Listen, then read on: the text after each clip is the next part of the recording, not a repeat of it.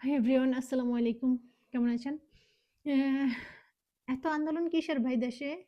এত আন্দোলন দিয়ে কি করতেছেন? এতদিন যে আপনার মা ছিল, ফ্যাসিস্ট মা ছিল, তখন তো এত আন্দোলন নিয়ে হাঁ কইরা মুখে নামতে পারেন নাই। আন্দোলন করবেন দূরের কথা, মুখে দিয়ে তো আন্দোলন উচ্চারণই করতে পারেন নাই।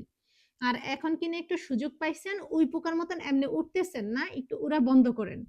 কারণ হচ্ছে এতদিন যে এই ফ্যাসিস্ট মহিলা আপনাদেরকে তার বাপের পরিচয়ে পরিচিত করে গেছে, সেইটা আপনাদের ভাল লাগছে।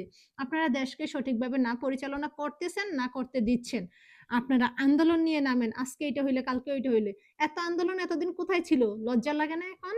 মাঠের মধ্যে আন্দোলন নিয়ে নামতে? একটু লজ্জা হওয়া উচিত। আপনারা আন্দোলন করতেছেন আর আমার ভাই লজ্জা লাগতেছে। এতদিন উচ্চারণও করতে পারেন না। আর এখন যাই একটু সুযোগ পাইছেন, সুযোগ পেয়ে এখন সবকিছু নিয়ে আন্দোলনে নামতেছেন। কেন ভাই? এই লজ্জা শরম চলে গেছে? শেখ হাসিনা এই যে লজ্জা শরমটা কি আপনাদের খেয়ে ফেলছে একেবারে?